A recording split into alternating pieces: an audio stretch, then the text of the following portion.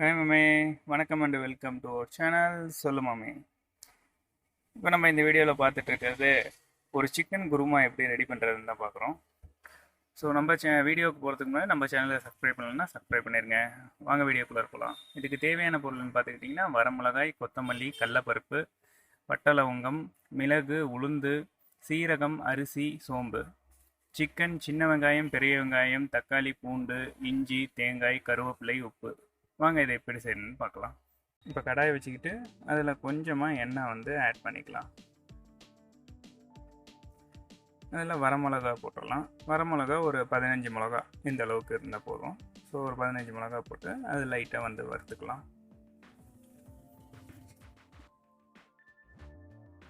ரொம்ப வறுக்க வேணாம், ஏன்னா இதை அரைக்க தான் போகிறோம். ஸோ கொஞ்சம் மட்டும் வறுத்து எடுத்துக்கலாம் தனியாக.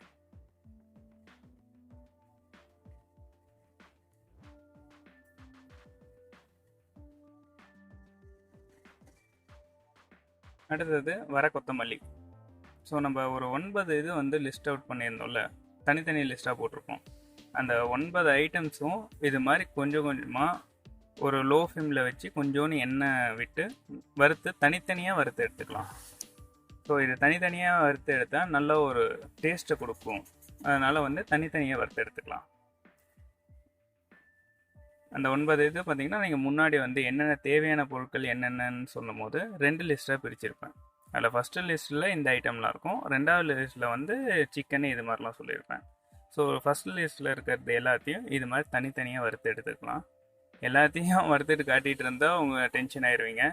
அதனால் சும்மா ஒரு சாம்பிளுக்கு மட்டும் ஒரு 3 இது மட்டும் வறுத்து காட்டுறேன்.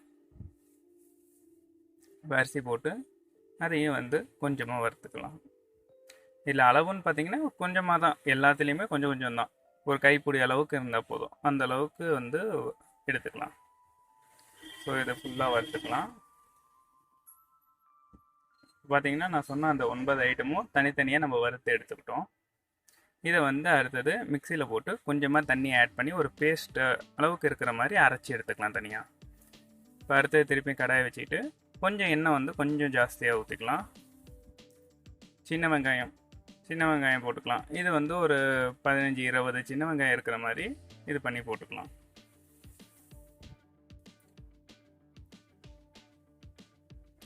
அடுத்தது இஞ்சி இது மாதிரி நல்லா வேக வைக்கணும், அதனால ஸ்லைஸாக கட் பண்ணி போட்டுக்கலாம். அடுத்தது பூண்டு ஒரு 20 பல் இருக்கிற மாதிரி உரிச்சு போட்டுக்கலாம் பூண்டை. இப்போ இதை ஃபுல்லாக வணக்கலாம்.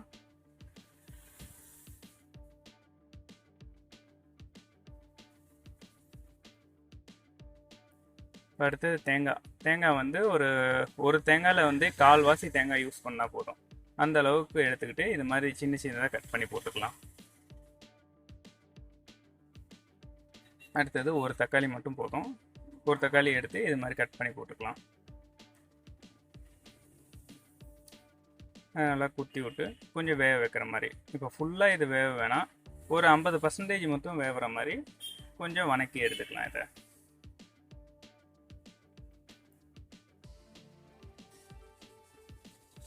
இப்போ பார்த்தீங்கன்னா இந்த அளவுக்கு இது வணக்கி எடுத்தாச்சு. இதையும் அரைச்சிக்கலாம். தனியாக எடுத்து கொஞ்சம் பேஸ்ட் மாதிரி அரைச்சிக்கலாம்.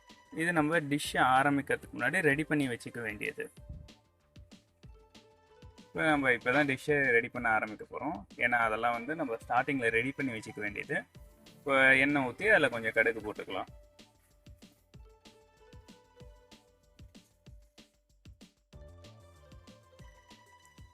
இது நல்லா பொரியிற வரைக்கும் வெயிட் பண்ணுங்கள்.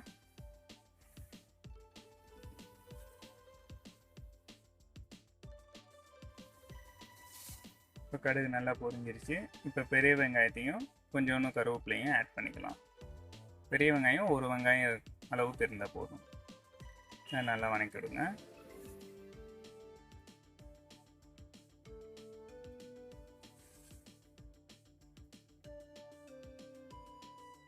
அடுத்து சிக்கன் நல்லா கழுவி எடுத்துக்கோங்க. கழுவி எடுத்துட்டு சிக்கன் ஒரு 50% வர வரைக்கும் நம்ம இதிலே வறுத்து எடுத்துக்கலாம். எண்ணெயிலே நல்லா வேக வச்சு வறுத்து எடுத்துக்கலாம். இப்போ ஒரு ஸ்பூன் அளவுக்கு மஞ்சத்தூள், அது நல்லா எல்லா சைடும் போகிற மாதிரி மிக்ஸ் பண்ணி விட்டுறலாம். இப்போ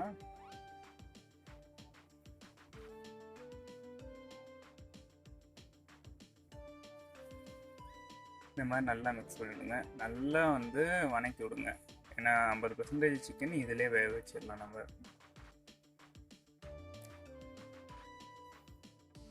இப்போ நம்ம வறுத்து அரைச்சி வச்சுருந்தோம்ல, அந்த பேஸ்ட் வந்து இதில் போட்டுடலாம். இன்னொன்று சின்ன வெங்காயம் இதெல்லாம் போட்டு ரெடி பண்ணணும்ல, அதையும் இதில் போட்டுடலாம். சின்ன வெங்காயம், தேங்காய் இதெல்லாம் போட்டு வறுத்து இது பண்ணணும்ல, அதையும் அரைச்சி இதில் போட்டுடலாம். இப்போ கொஞ்சம் தண்ணி ஆட் பண்ணிக்கலாம். அதை நல்லா மிக்ஸ் பண்ணி விடுங்க.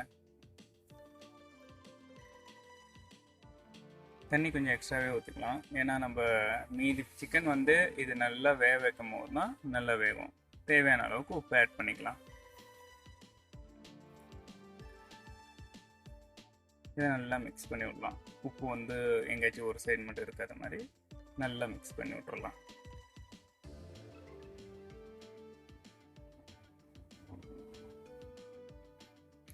அவ்வளோதான் கைஸ். நம்ம இதில் எக்ஸ்ட்ரா மல்லி இதெல்லாம் எதுவுமே ஆட் பண்ண வேணாம். மிளகாத்தூள் இது மாதிரிலாம் இது நம்ம அப்படியே அரைச்சி இது பண்ணுறது தான். இப்போ மூடி வச்சு வேக வச்சிடலாம். இது ஒரு 1/4 மணி நேரம் நல்லா வெந்திருக்கு. ஸோ இப்போ நல்ல ஒரு ஃப்ளேவர் வந்திருக்கு. ஸோ சிக்கன் வெந்திருக்கா என்னன்றதை நீங்கள் செக் பண்ணி பாருங்கள். அதே மாதிரி உப்பு அளவு இதெல்லாம் கரெக்டாக இருக்கான்ட்டு டேஸ்ட் பண்ணி பார்த்துட்டு ஆட் பண்ணோன்னா ஆட் பண்ணிக்கோங்க.